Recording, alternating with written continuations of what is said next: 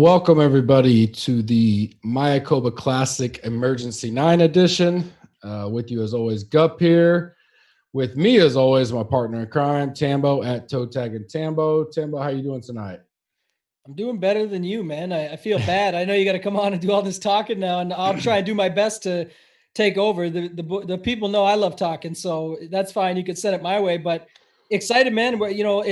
I'm more excited. This is gonna sound bad, probably. I'm more than hyped for this tournament. I've done all my research. Everything we're talking about is gonna be relevant. But I am excited to get through this dual sport situation. Right? I think I like when I can dedicate more time in the Slack, more to one sport, more whatever. So I'm really looking forward to this. But this is a good event, man. We got some good pricing. It looks like I'm going to be either dead or alive here because I'm way off the public, the Twitter sphere. Everybody's on a bunch of different stuff that I'm not on. So we'll see how this week goes. But I'm excited for it. What about yourself?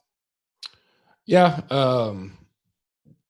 similar thoughts. I definitely, I don't think many people realize that we're probably one of the few, and we're not big up there in the industry. We're not RG or any of these other guys, but we don't have any, none of us are full-time DFS all day long. So we don't get, wake up, have some coffee and study, research and all that. We all have careers. So it makes it, when you're dual rolling NFL, golf, and then for me, especially behind the scenes stuff that I try to take care of, lunch and all that, which JB's full time for us, and that's why he's our rock there and handles a lot of stuff during the day because I'm at work. But it's a grind, and this is our first. We did last year, but we were still quote unquote free at the time, and not that we didn't feel less obligated, but in the fall swing didn't seem as I wouldn't say as important because we would cover it, but I think even the PGA guys are considered more important just for the many reasons I've talked about, needing to get FedEx points. And hell, Adam Scott said, he goes, if I had my normal schedule, I'd show up, mid-January, February, and I've already missed 35% of the season. So he goes, I had to come play some of this. So it kind of put more emphasis on us. And I think, and then you put everything together. You put PGA, blending with DK and the sport in itself growing, and just the limelight. Although we're definitely golf's taking a backseat to NFL or football in general, there's still enough people and enough buzz, especially coming back off of a 2-week break now. It gets you back going, and I'm excited as well. I'm looking forward to watching golf. I'm looking forward to see a cut sweat. We hadn't seen that in a while. Yeah, love that. But there's still a lot going on football wise, and that's especially super contest for me, Super 7. I mean, there's all kinds of sweat. You got King of the Beach this weekend. I've luck boxed my way into leading the entire Super 7 right now. That probably won't last, but it's just a grind in general. You're doing betting, and then now you're in the college football season where it's virtually 6 days a week, everything but Sunday, and so whether you're into it or not, you're looking at stuff, you're checking out, you're wanting to be available, which is why we brought on such a big team. I think we're up to 10, 11, 12 guys now that and the Queen, Melinda, obviously, I say guys loosely, that are all contributing, but that's why we're different, to bring those people in, and everybody contributes, and it's great. I am interested to see, obviously, my pod has turned solo Monday nights, and that's how it'll stay for a little while. I've gotten positive feedback and a couple other feedbacks that have been great. I've sent to JB. I want to do some research to kind of do a couple things different until we figure out what we want to do there for the main season. But obviously not bantering back and forth on Monday. I listened to you guys and Mayo and them. So I'm interested to kind of feed back and forth. And now we got a little bit better ownership. You got 120 guys, 128, I think is the final number. When I was doing my final thoughts tonight, it kind of surprised me that 105 of them are $7,900 or less. So massively, downscaled. You can build away basically, especially if you want to fade the top, which it sounds like most of the industry is. So let's start there tonight. And I think any pod or anything you read or anything you did, most people kind of said, I have no problem fading the top, but, or whatever. Do they, when it gets to clicking buttons tonight, do you think people do that, or they go, well, maybe I will take a couple of these guys because if no one's going to play them, yada, yada. What are your thoughts in general? And then your first thoughts of ownership, 9K and above. Yes, yeah, that's the thing. Like I don't want to sound like a bash nobody because you've said it, I've said it. It's not that. It's just like when I think back about things, it's one of the things I think about a lot. And it's like, if this guy's only going to be this percentage, I might play him. And like I said, you've said it, I've said it, we've all said it. I get it. But at the same time, it comes down to who I actually want to play. And like, look at Victor Hovland. He's an example. I think he's by far accurate in your ownership projections. I think 20% is about right, 20 to 25 range, even maybe there. But it's like, do you want to play him or not? Because you always say it, there's 8 guys aren't going to have them in their lineup, even if it's a single entry or a 3 max with only 200 people in it. If 80% of the field's not going to have him, this could be a huge play. So I'm going to be on him. And if you don't like a guy, and to my article point, and some of the guys that I'm not on this week that are popular, but I just said with Kuchar, I know he's not popular, but with him, I really don't care if he was 0%. I just don't want to play him. And I just don't think, and it happened a few weeks ago when JT won. He was the guy up there that everyone was like, well, if everyone's going to be on JT, there's lots of other guys around him, blah, blah, blah. But if you want to be on him, be on him. And then he goes on to win, you got to have him. So it really just depends who you like being on. For me, I like Hovland and Finau and Horschel. And you've got them as the top 3 own. But then again, Horschel, 10%. That's 90% of the field doesn't have him. Like, I'm going to be fine with having 15% Horschel and 20% Finau. I'm technically overweight on both. And even if I only end up at 20% Hovland, just because I matched the field on him, I'm unique everywhere else. I hate Russell Knox this week. I don't want anything to do with him. I've come down some on Griffin. I'm higher on Answer. I'm not really on a lot. I'm on a lot of the guys you've got lower range and not on some of these high-end guys. So that's pretty much my 2 cents for the top. Mute. Yeah, you got to tell me that a lot tonight. I have myself muted because I'm about to die, but I got it. I don't want to cough all over the mic, so you're gonna have to keep telling me that because I'll forget it probably 10 more times. So it's okay. The trolls out there can put that in my DM because they'll say it 10 times. Why you mute yourself? Because you'll bitch if I sit here and cough on the mic. So whichever way you want it. So when you say I hate Knox, is that based on like a statistical type stuff, or is it ownership, or is it chalk, or is it like, what is it? Yeah, because I never really fade because of ownership, and that. So that just adds to it. Like, I'm always looking for one because like I never just say, okay, if this guy's gonna be owned, I don't want him. And that was why it was good. I was on this on Monday night. I thought it was funny because Kenny sends me his cash game cornerstones like a minute before the pod, just so I've got him in front of me. And I already have my 3 pivots worked out. And it happened to be that two of his 4 cash game plays I was pivoting against, and it was Knox. And I wrote it up in the article, but it really came down to, like I said, a little bit with strategy, and I wrote it up in my article this week in Tambo's Tea Time, is that if you look at like Knox and his actual upside, it's not as much as what everybody thinks, right? And so that was where I went with the article, and I've got it here in front of me. But in his last, what is it? I got it right here, 30 events, I think it is, Knox. 30 events. He's got 9 top 25s, but only 2 of them are top 10s. Versus Answer's got the same amount of made cuts, 12 top 25s with 6 top 10s. And yeah, there might be some hometown pressure, but I think just from a GPP perspective, 1, he's going to be much less owned, which you can see by your numbers.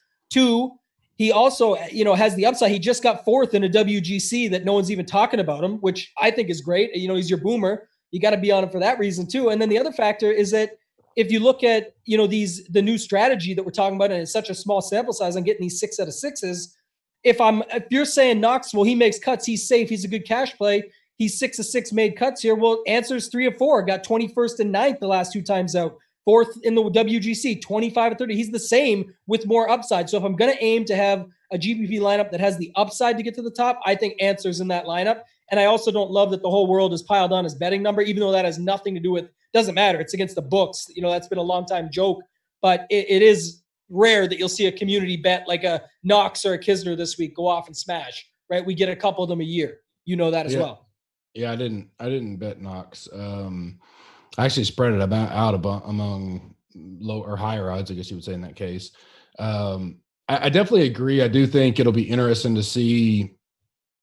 I do, and I mentioned this in the final, like guys like Finau, Kuchar, stuff like that. I think Horschel, even your more name known guys for the casual NFL, they're going to come over and toss lineups in. More speaking of an $8, $50K, so guys may throw 4 or 5 lineups. Those guys could garnish some more ownership, which I mentioned in the final thoughts. Meaning they may be higher up there, but if you're, I don't like calling it sharp because a lot of people qualify, one or the other, that the more money you spend, the sharper you are, which I think is bullshit. It's just, exactly. it's a different strategy. And it's just more of, you can have super sharp guys down in $40, $50. You can have super sharp guys up high, and then, we get bombarded all the time posting stuff, and they say, well, if we had your money, it'd be easy to win. Well, no, it wouldn't. I'll just tell you that. I've done that. Yeah. I won a shit ton last year, and I lost my ass this year for a lot of the time in golf. Does it make me any less sharp? No. It's ups and downs at DFS. There's no dollar amount. Now, are there situations where having a deep pocket can help you? Yes, because it's no different than a big stack at the poker table, right? If you can afford to max a showdown, golf, football, whatever, every single time, and get multiple combinations, then your odds are to do better. But it still doesn't mean you're going to do well. We just had a conversation earlier, we won't mention names, about qualifiers and Qs and satellites. We know of a guy that spent six figures last year and still didn't get one single Q to the FFWC. Where last week I played the college football one for I think maybe my second time all year. I really wasn't even going after. I just kind of put a bullet in last week, and I won everything. I got second or third in the 10K, and then I won the Q on a $39 entry that was like 144 man field. There was no sharp. I mean, yeah, the lineup was sharp, but I don't want to say you luck box into it, but it was a good week and I hit at the right time. So there's many different ways to get there, and especially applies in golf. I think the biggest thing with golf that separates you from NFL, football, and everything we do is there's so much variability when you have 100 and whatever amount of guys, and you're literally trying to get six guys through the cut. I mean, it's just something so unique that as the sport grows, I think more people are going to like it and love it more and more and more. And it will get popular. It'll take some time, because I think for no other reason than, how many times have you started an NFL or an NBA slate, and 28 minutes into the fucking slate, you're dead as door. Like, you're dead. Like, Yeah. you have, let's say Lamar and Andrews goes off last week. Let me check my phone right now, and then I'll probably tell you. Right. You're dead. Whereas golf, there's some times where do like quads and you're like, oh shit. But you're like, well, he still gets 34 more holes. Maybe, you have an infinite amount of holes. And if he makes the cut, you have possibilities. So it's a unique sport. I know we're getting off tangent there, but up top, I definitely, my strategy as of right now, and I haven't built yet. I think I'm going to go really, really tight up top, whichever way I wind up going. I've mentioned in the articles and all that. And then tight down low, just because there's so many options that I feel I'm better to have whatever amount of guys I want to get. So it depends on how many lines you're building, 20, 40, 80, whatever. Concentrate on your two or three guys, and then stack the middle. And I may eat my chalk in the middle at times, depending on a couple of the guys. But instead of trying to spread out up high or up low, I'll just go, these are my guys for the week. Probably a little tighter core than I'm used to, and go, if I hit and I get, 30% 6 of 6 this week, because I have such a tight core, I'm going to assume that's going to do really great. I know we're focused on the 6 of 6, and that's big. I know you're going to be doing at least 100 and something. Are you still shotgun approach this week, or are you more concentrated? I would say I'm more concentrated than I normally am, but I've always been a little bit wider. Like we've talked about it before, where I'll run like 60 guys, but 30 of them are my real 5% and above guys, with right up to like almost 30 or 40 in some cases. And then you get a bunch of flyers in there. This week, it looks like I'll be between 45 and 50, no more than 50, but honestly, I think I'll be closer to 45. And so I will be a little bit more condensed. For me, it was a 128 man, and then 4 more got in on the Monday queue. So it's 132 in the field. So that to me makes a little bit of sense in that sense. And then, like you said, just as much as there's so many guys down low, you can only play so many. So, I'm going to try and just focus on that 45 core, 45 people total. The bottom end, the 15 or so will be the flyers, and maybe get 2 to 3% more of them than normal. And then have the 30 guys that I'm really heavy on right up to the top. But yeah, I think what you said is right. And I think it's going to be more balanced for me anyway, just the way I look at it. Like I said, I like Finau and Horschel. I'm not sure if I'm going to be at field or just below on Hovland, because like I said, I don't really like any of the 11K guys, but Hovland would be the standout there. And then I really like the 9K, 8K range. So I am going to be more balanced for sure. Yeah, and I think that's what the majority of us going at. It's a good spot where, in my opinion, a guy like Aaron Wise, there's nothing about him that says bad play this week. And so it's a spot where it's going to be a heavily owned area. And if you can get a guy like that 8%, that's a spot where you can take advantage if you choose to. You don't have to by any means.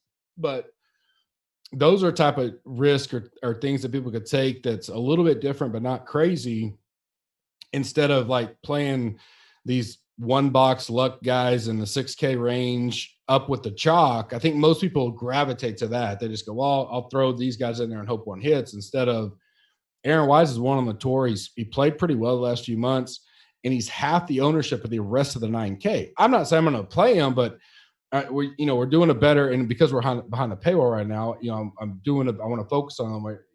Those are the type of risks you can take. That's not as risky as what one would say. I consider like, playing, Henrik Norlander at 6,300 and 1.5% because he may hit. If he makes the cut, that's great. I'm in. Well, yeah, but you can play him no matter what. Like, where you got to make the real tough decisions, especially if you're playing the 3 max. And we have a lot of people that play bullets, is in that range 9 of 8. If you just play all chalk and then your one pivot Norlander, yeah, if he makes it through, you fit the nuts, but what's the odds of that? And so I think I want people to start learning how to get outside the box from the normal of what we've seen and what we researched and put all our time and effort into.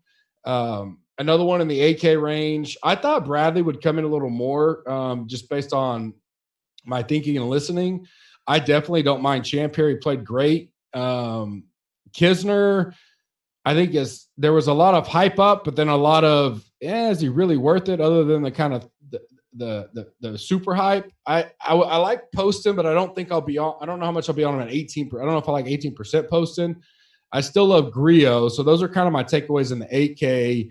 Is there anything there, and we can keep it quick, anything there that just pops to you or stands out? I wanted Kisner to be more. That's the only thing that stands out. Like like you said, I think people just sort of fade away after people start dogging them a little bit. But great point. I'm going to interrupt you, but great point there to say, don't be afraid to pivot off your pivot at that point. So if all week we're thinking Kisner's going to be 19, 18, 17%, and this may not be the week, but all of a sudden he's like 10 or 11. And if you believe it, you kind of go, well, the only reason I think a lot of people don't do this enough.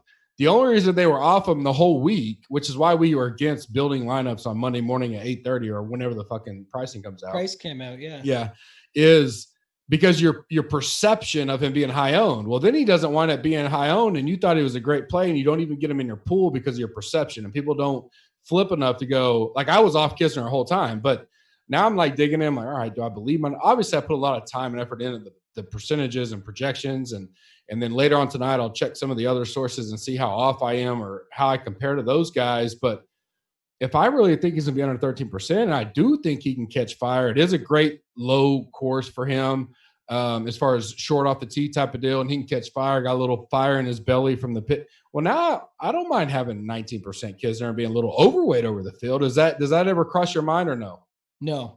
And that's what I'm talking about. Like, it's nothing against you. I'm just being honest so the people know. And we'll talk. I can't wait till we can do some more strategy pods. And this is good conversation back and forth. But for me, like I said, I have to go through. You answer the questions too. You get them in Slack, DMs, all this stuff. Like, what about this? Or I was going to be on this guy, but now got posted his shit and he's going to be 20%. So I'm going to move off him now. Like, you loved the guy all week.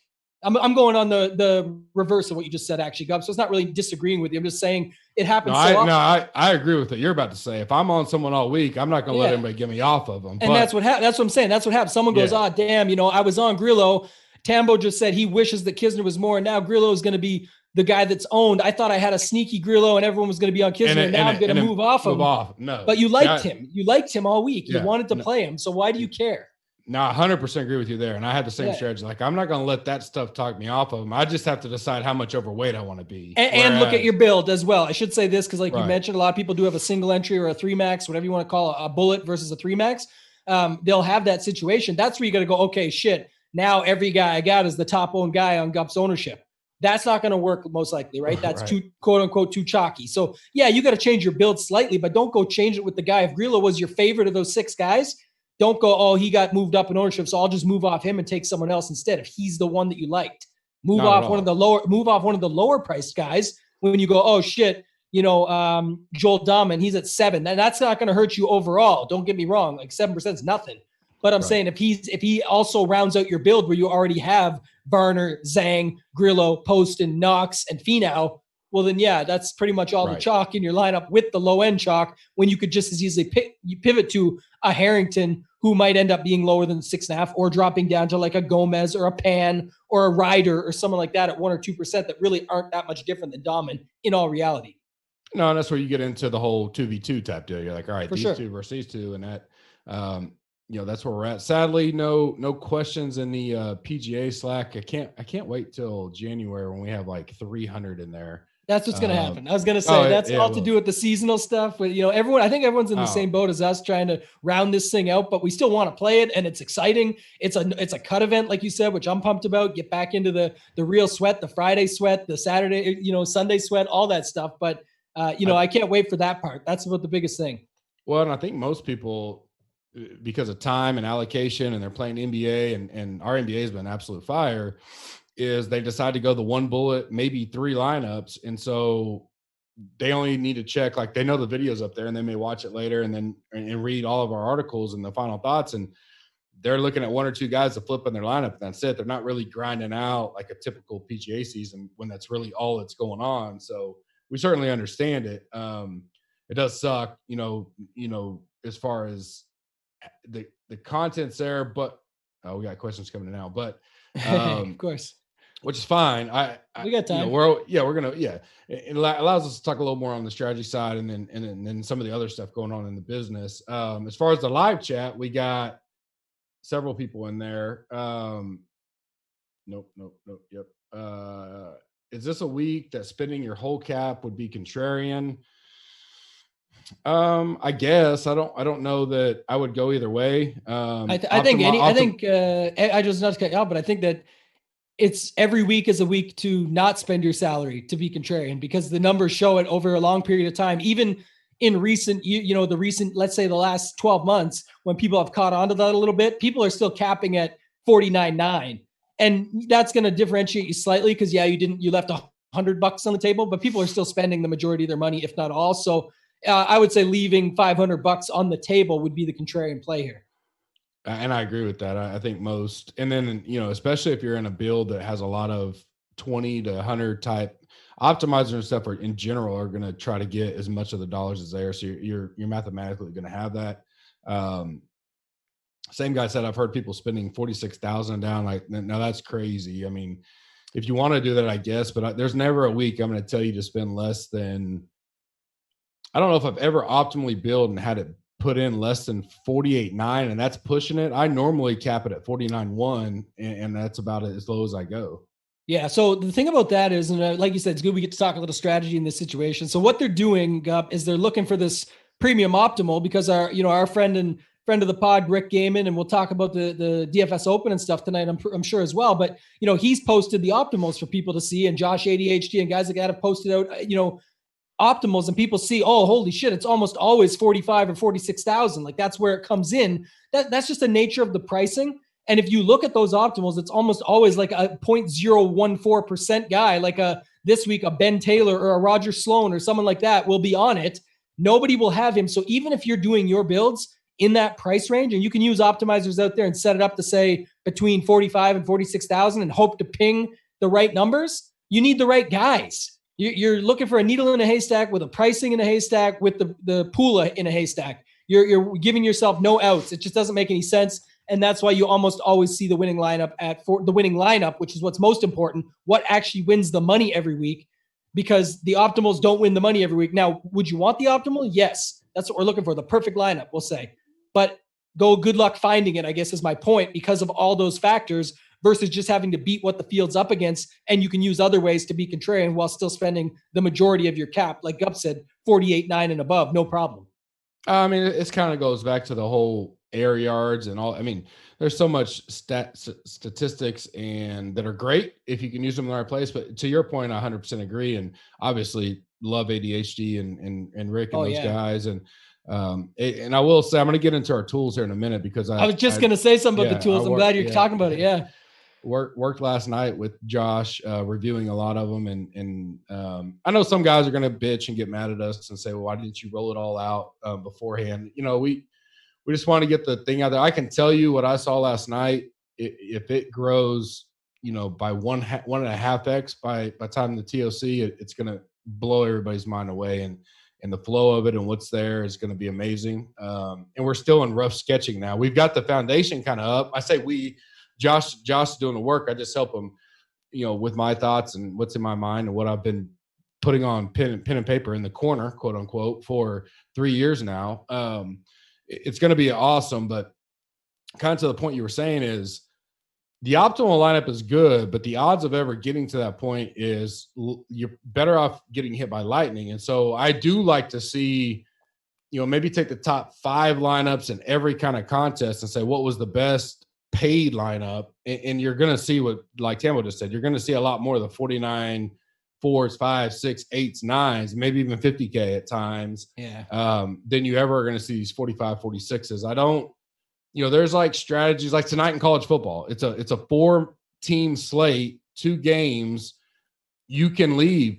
I left, I think, 1,400 on the table very easily. Some guys could leave 3,000 because you only have so many guys to choose from. It's a different deal. Here you have 6 positions that every guy can play in potentially. Like even NFL, when you start breaking it all down, you probably have 9 quarterbacks that potentially get played in a week, and I mean, you start going through the numbers, it's a lot different than 128 that someone's going to have something of. And so it totally different ball game. In NASCAR, I know you can leave some money on the table. I'm not familiar with hockey if you can or not, but I know there are times you can leave hockey, but NASCAR, I know you can. Like college football, there's certain sites you can. Showdown, if you want to try to be different, you can.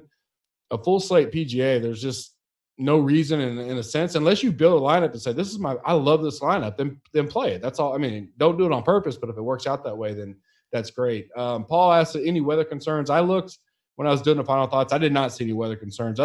It's already been raining. It's going to be wet, going to be soft. Greens are going to be gettable. They're going to be able to fire at pins, but as far as waves or, big delays, it doesn't rain like that out there in Playa. It's more of, they'll get some showers. The dudes may chill on the fairway for like 10 minutes and wait, and then they play. So I don't see anything. The wind's not going to be an effect at all. So I see nothing. I don't know if you have anything else on that. No, I was with you on it. I was going to say nothing that affected more than what we've already talked about a lot, or that people on podcasts talked about and whatnot with scoring capability and gettability because of the wetness and the rain and whatnot that came down, but nothing in waves or any pool building that I'm doing where I'm doing that stuff. So I don't need it this week. So was there anything in the 7K range that stood out to you, or guys that you just feel whatever's happened in the last 3 days, that those are your top 2 or 3 guys regardless? Yeah, I mean, I guess the biggest thing is, and I don't know if it's always like this, like you certainly do this and study it a little bit more than I do with these ownership projections and stuff, but like it just feels odd that the whole 7K range is maxed at 15%. Is that normal? Like, you know what I mean? Like Harold Varner, I love, and at 15, I'm even more in love because I might have 30% of them. I think it's a great spot for him. Funny enough, I just looked I was at busy ass day today. You know that you and JB in the text group that we got. And I said, like, I'm dying. I'm right to the last minute here to the bone. And I just saw your final thoughts before I got on. And sure enough, you got our boy, the winner. So, man, I was already all over that. I loved him on the pod with Kenny on Monday. I thought the price is ridiculous. He loves this course. His first ever top 10 on tour was here with the T5, I think, in his first time 4 years ago. And then he added, I believe, a 6 last year or flipped those finishes. But, yeah, it just seemed odd. Like, he's the highest owned guy in that range. It looks like, I guess, everyone's going high low, or or is it just because they're pounding the 9K and 8K guys in? Is that why? Right. So and I did a little bit of the study. I don't have the actual numbers, but for a 5 range, I think I actually went to 6, being 10K or above. Mm-hmm. For the average. So the total of the 5 is 66%, and then the average is 13.3.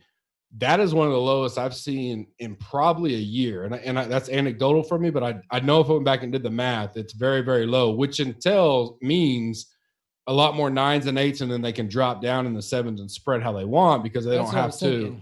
Yeah, that's really the only reason. Now, if for some reason we wind up with 2 or 3 of these guys closer to 20% and Day gets to 15, well, then, yeah, there's going to be a lot more 7s that have to go up to that 20, 21%.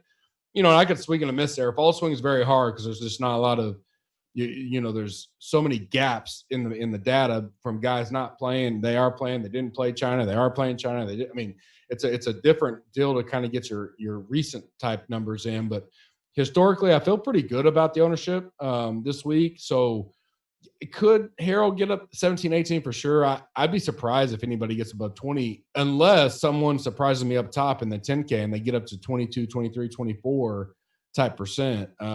So yeah, it is unusual to have those 5 guys be that low owned as a total, as an aggregate. And I guess it makes more sense too, because the night, like 90, what is it, 9,800 with Neiman right down to the 8 at, Fratelli type or Harris English. It's an extremely popular range. So people are pounding 4 guys in there, which a lot of people are doing this week. That's going to automatically do it. So I just had to think through it, and you talked me through it. It makes perfect sense. Yeah. And I don't, I'm still going to be like Zhang at 13%. I love him there. I thought he'd be a little higher, and I think he will be, but that's kind of the number I have him at. But, in that 7K with it being so spread out, I'll pick several that I like. Garnett, great history here. Redmond, I just like in general. Armour, we know he's my boy. Got to pair him up with HV3 at least once. Burgoon, same. So some of those guys I'll put in. Even a Gooch, who I don't think is real high in my rankings, but could potentially have a flyer or 2 on him. And then I'll just try to find, 10 or 20 that I don't want to play at all between this top 6 and then 7, and pick the 7 or 8 I do and try to go a little bit higher. And then, like you said, you're going to have, maybe 10 or so that's going to be 5% or less in your pool, just to spread it out and have, the what ifs, like Chris Kirk. Maybe he comes in focused, refocused, energized, feeling good from his sabbatical type deal. Any of those kind of guys. Sober is what you mean. Yeah. James Hahn is a guy I mentioned on Monday. I definitely like him at 6,400. So a few of those guys that I don't mind playing, especially if they get hot, I'll throw in there. But I mentioned in the final thoughts, I'm not going to try to play like 20 guys in the 6K range just to have spread out. Will you go that deep in the 6K range, or no, do you have a certain, no? That's what I was just going to add. That's what I was just going to add, actually, is that, like, I just looked after you said that, of the 45 that I'm talking about, because I haven't built yet. I got my pool ready though. I've got 21 guys between 7 and 7,900 of my 45. And then I got about 7 below. So we're talking like almost 30 of my pool is in these lower end. And I'm just going to pepper the shit out of the guys in the 8 and 9s. But my builds will be different because like what we just said, where I'm going more in that range versus most people are mixing more in the top range because they want that leverage up high. I'm saying some of these guys can get through. I like the 7K range as much as I like some of these guys in the 8K range, because I'm not very high on many of these guys. Like I don't like English. I don't like Kisner. I'm not really on McCarthy. I'm not on Pat Perez. Like, I really hate the 8K range, to be honest. And if it wins this week, then good for them. But I love seeing where all these guys are in the 7Ks. Like, I don't think there's a lot of difference when you go down and see like Doc Redman, Scott Piercy, Siwoo Kim, Ryan Armour, who you mentioned, Kyle Stanley, Zach Johnson. What's different about them than all the other guys in the 8K range? Not much, in my opinion. So I'm happy to pepper those guys instead.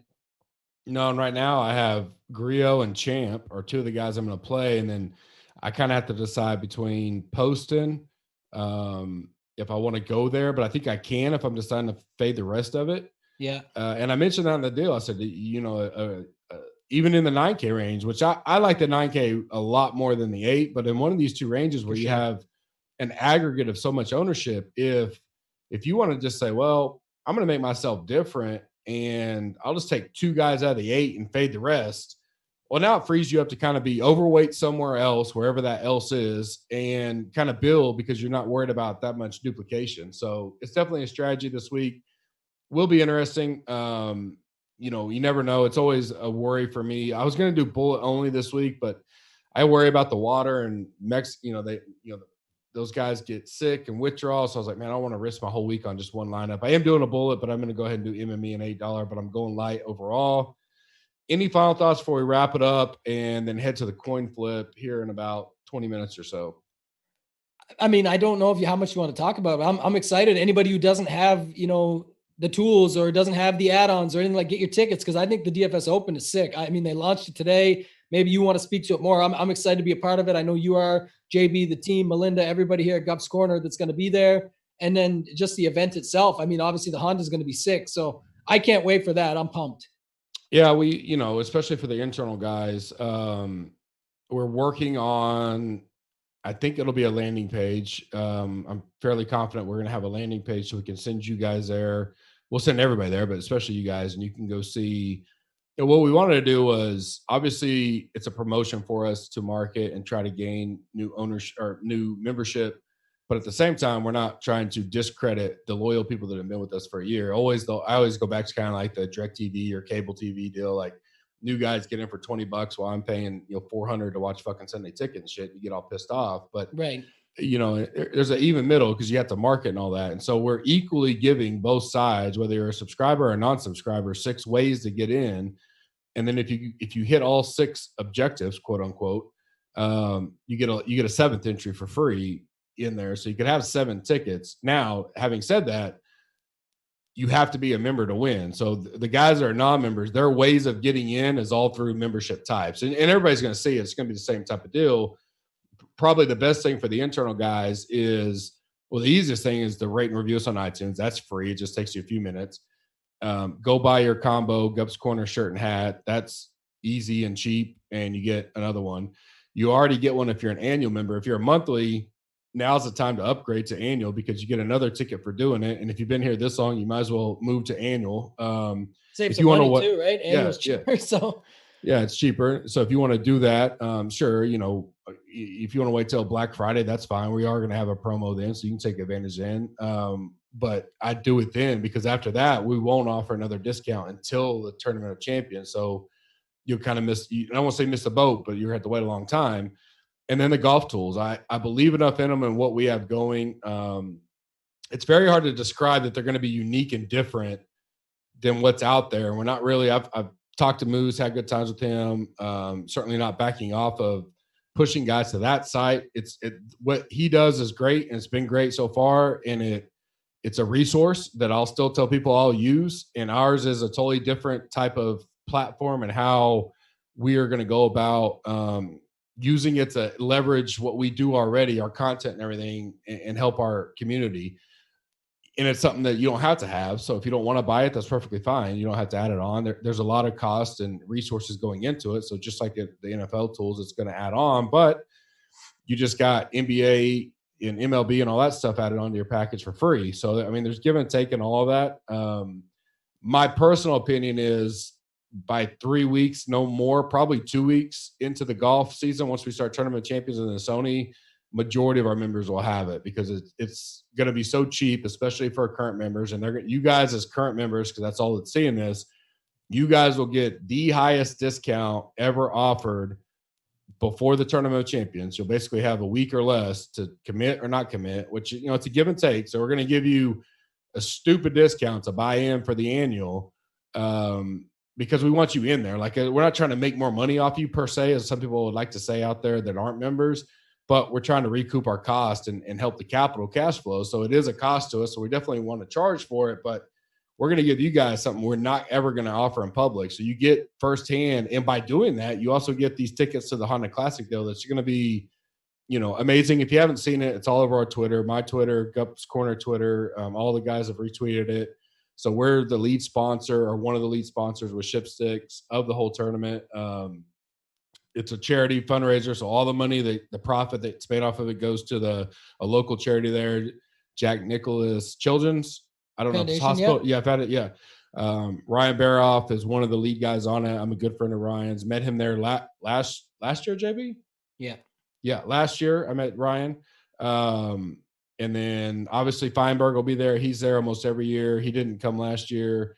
So, in general, it's going to be an awesome time. The good thing is the person that wins this, your seat's already reserved. So I've already told Ryan already knows about it. So if you happen to miss out or you don't want to, or if you do happen to sign up and all that. So we don't want to obviously hold Ryan hostage. If you sign up and you're in and you happen to be the one that we pick, they'll have a backup. And so we'll just refund you your money there, and you get all expense paid trip, flights, housing. You'll be in the Gups Corner house for the week. 2 rounds of golf, which one will be somewhere at a local course. We'll pick that out. And then plus this DFS Open. We'll go to the Honda Classic every day, Wednesday through Sunday. Some of the days we're just going, half a day or whatever. But dinners at night. The Jupiter lifestyle with the Gups Corner team is something Oh yeah. that'll be fun. I'll tell you that. Last year we shut down many a bar, so we'll plan on doing that again. So spread the word when you hear it. The easiest way right off the bat, so you can do it now. There's nothing to track. Like, we're going to go back and pull everybody that bought a combo shirt and hat. So go buy that. It helps us a ton. Rate and review us. You can do that now. If you're not an annual and you want to upgrade, you can do that now. All that stuff's taken care of. And then the other things that you can do will be out there. By the end of this week, we'll for sure have everything up and our flyer going out. So look forward to that. We're going to kick off the coin flip probably 20 minutes or so. So 8:15 my time, 9:15 Eastern. Got to wrap up a couple things there, and we'll have a good show there. It's going to be action packed and fast. I can tell you that because I'm running on E and I have drugs in me now from medicine. So you guys don't want to listen to me talk too long. Tambo, anything else tonight before we head out? No, good luck to everybody this week. I think it's going to be a fun week. I can't wait to get the cut sweat back on once and for all. And we got one more after this, and then we got to wait it out till the new season. So excited. Let's end it out with a bang. Yep. We'll see you guys here in about 20 minutes. And then if you don't join us for coin flip, we will see you Saturday night for the Audible.